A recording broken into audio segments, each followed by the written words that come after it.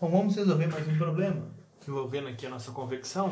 Agora a gente tem a laje de uma casa retangular cujas dimensões aí são de 6 por 3 metros. Né? A temperatura do ar externo é 2 graus Celsius e a laje está aí a 12 graus Celsius. Ele pede para a gente determinar a transferência de calor sem a presença de vento. Né? Bom, essa questão não é a mesma, né? Mas uma vez eu dei uma prova. Na primeira questão da prova de convecção, pedia para a gente calcular a temperatura, a perda de calor na laje com um vento de 2 metros por segundo. Aí os alunos, muitos alunos, né, corretamente calcularam o número de Reynolds e aí calcularam o calor. Aí na segunda questão, eu pedi agora a mesma coisa, os mesmos dados, só que eu pedia para calcular a transferência de calor sem a presença de vento. Aí o pessoal calculou o número de Reynolds com a velocidade de 0, o número de Reynolds deu 0, lógico. Com o número de Reynolds 0, todas as correlações aí que são funções do número de Reynolds vão dar um H igual a 0. Né? Então falou que não tinha perda de calor. Né? É um erro conceitual. Né? Quando a gente não tem presença de vento, nós vamos ter então convecção natural. Quem governa, né? Ou quem nos...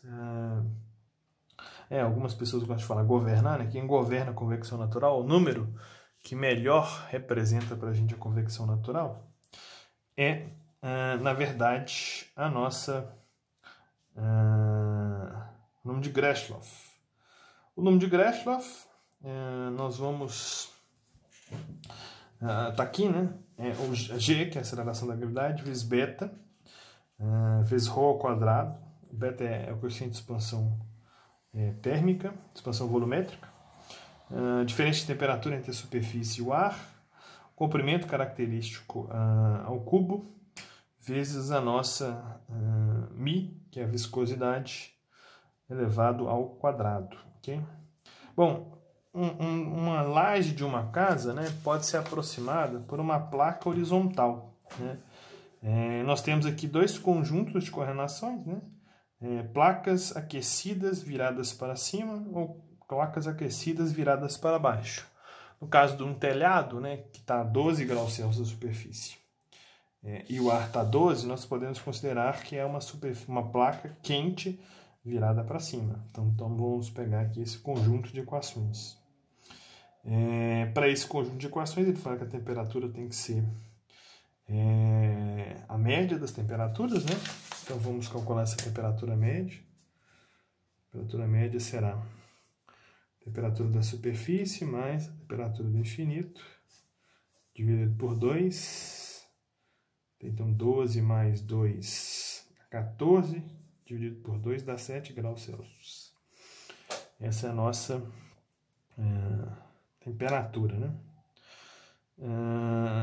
E eu vou precisar também do comprimento característico aqui no meu número de Grashof, para depois calcular o número de Reynolds. O comprimento característico para uma placa horizontal, né? Nosso formulário nos indica que é a razão entre a área e o perímetro. Então, o meu comprimento característico será a razão entre a área dividida aí pelo perímetro. Bom, a área aqui é 6 vezes 3, é um retângulo, né?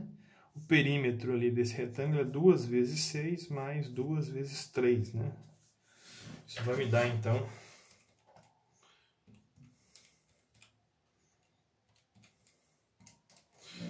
um comprimento característico de 1 metro.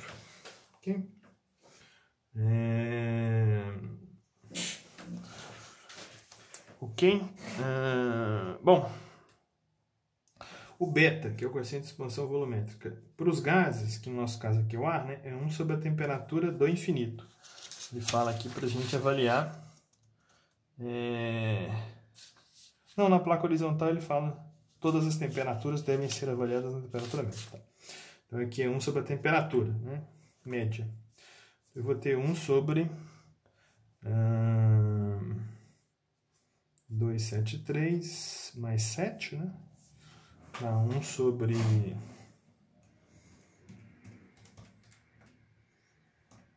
Então, sempre que eu tiver uma operação matemática aí,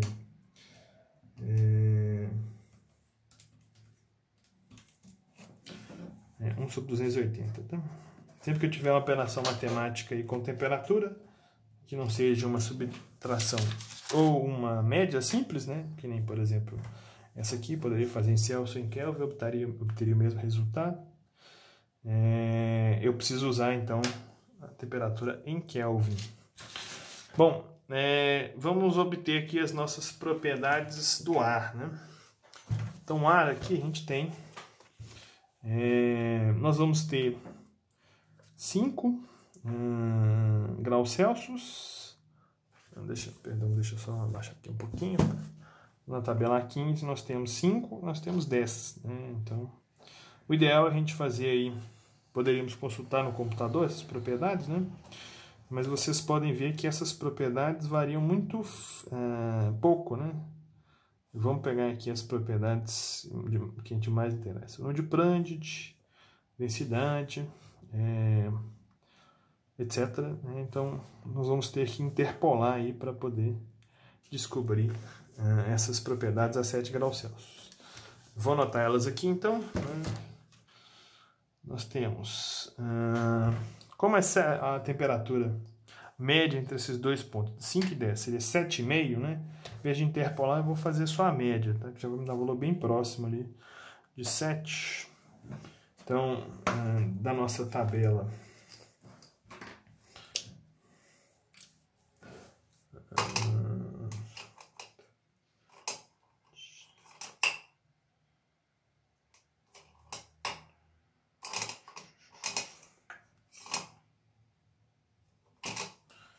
Então, na nossa tabela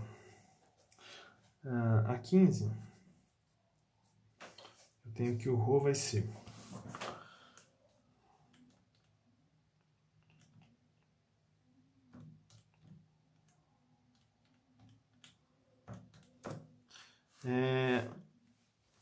1,257 quilogramas por metro cúbico. Preciso também do Mi, né? Então, meu Mi vai ser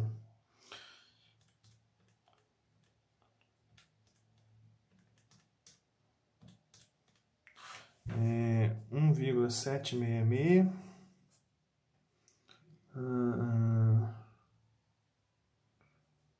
quilograma metro vezes segundo. Preciso também, para o meu número de Grashlov,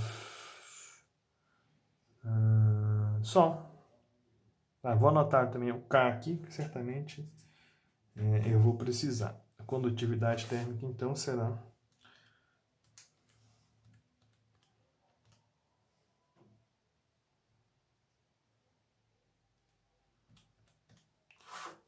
0,02420 watt metro quadrado Kelvin. Bom, agora eu posso calcular o meu número de Grashlov. Preciso do Prandtl, né? Estou esquecendo aqui do Prandtl. O Prandtl, então,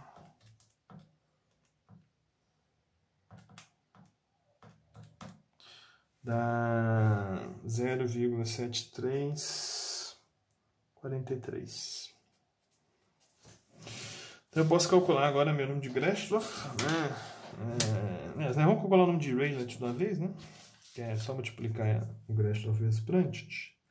Então o número de Rayleigh será a gravidade, 9,8, vezes o beta, que é 1 sobre 280, vezes o ρ, 1,257 ao quadrado, vezes a minha diferença de temperatura, que nesse caso aqui vale 10, né? Vezes meu comprimento característico ao cubo, vale 1. 1 ao cubo é 1 mesmo, né? Dividido aí por o Mi. O meu Mi vale 1,766 vezes 10 a menos 3 elevado ao quadrado. Ok? Então eu tenho que multiplicar agora pelo Prandtl, né? Então 0,7343. Meu número de Rayleigh será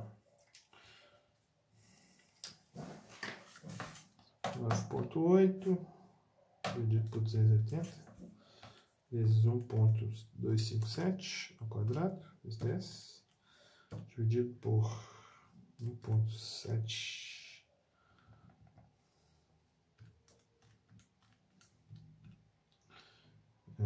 1.766, expoente menos 3, menos 5 esse aqui, né? Eu não coloquei unidade aqui não, ó.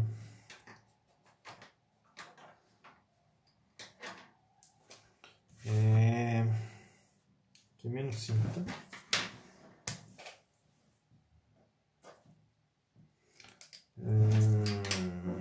O que eu faço aqui? Expoente é menos 5 quilogramas metro segundo.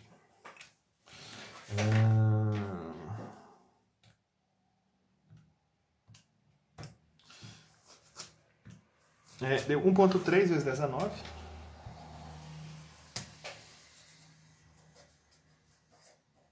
Então, meu número de Rayleigh é 1.3 vezes 10 a 9. Agora a gente precisa aqui ver em qual faixa desse número de Rayleigh aqui que a gente caiu, né? Veja bem, 1.3 vezes 10 a 9, nós estamos nessa última faixa aqui, né? Que vai de 8 vezes 10 a 6 até 1.5 vezes 10 a 9.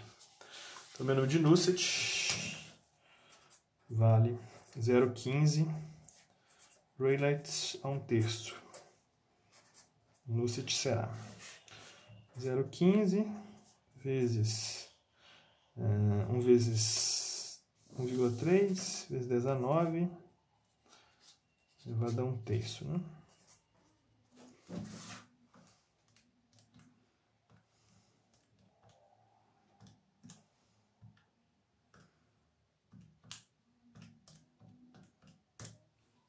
Deu 163,7.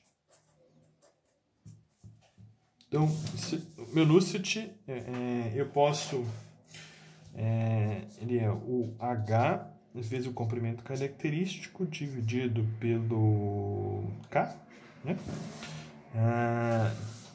Para mim calcular o H, posso colocar em evidência o Nusselt vezes o K dividido pelo comprimento característico. Então, tem 163,7 vezes o K, que é 0,0242, dividido pelo comprimento característico, que é 1. O meu H vai ser 163,7 vezes 0,042. Dá 3,96. 3,96 watt, metro quadrado, Kelvin. Né? Esse número é bem interessante porque tem uma norma, por exemplo, europeia, que sugere que a gente calcule o H em